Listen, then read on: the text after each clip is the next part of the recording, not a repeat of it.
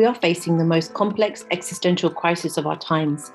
The challenge of COVID-19 is being overshadowed by the challenge of climate change, and the risk of biodiversity collapse overhangs even further. But what are we in the Asia-Pacific region doing about it?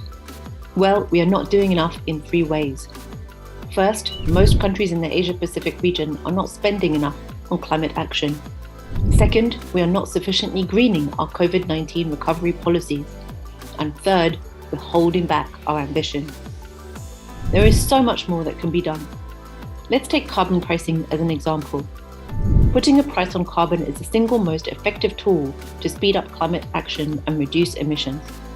Carbon pricing can bring in multiple revenue benefits to drive further economic activity. The generated revenues can be spent on a range of social and environmental priorities, from COVID-19 health programs to investments in renewable energy.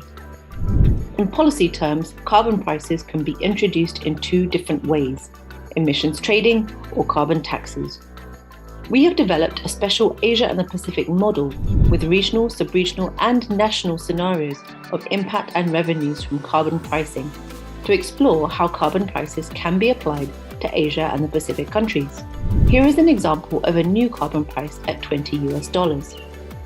The effects feed through to changes in terms of trade, energy intensity, employment, poverty levels, and even budget revenues.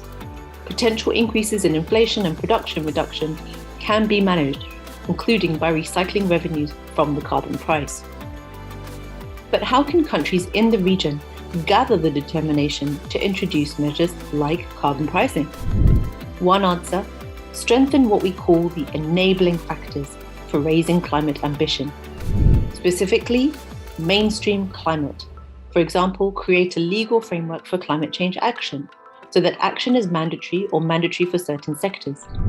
Coordinate and consult with various stakeholders, especially other ministries within governments. Set national financial allocations in sectoral and local budgets and work to leverage private sector finance. And be more transparent. Measure, report, and evaluate climate change policies. As the saying goes, you cannot manage what you don't measure. And within all of these, ensure the integration of gender equality and human rights-based approaches in climate action. This will enhance adaptive capacities while safeguarding the most vulnerable for more inclusive climate action outcomes, especially for women. Prioritizing these enabling factors will lay the groundwork for more ambitious climate policy over the coming years, such as carbon pricing. It's crucial. This region needs to meet 1.5 degrees, and we can. For more insights, read our assessment reports on our website, look at our model and at our other publications, and follow our work on Twitter and other social media.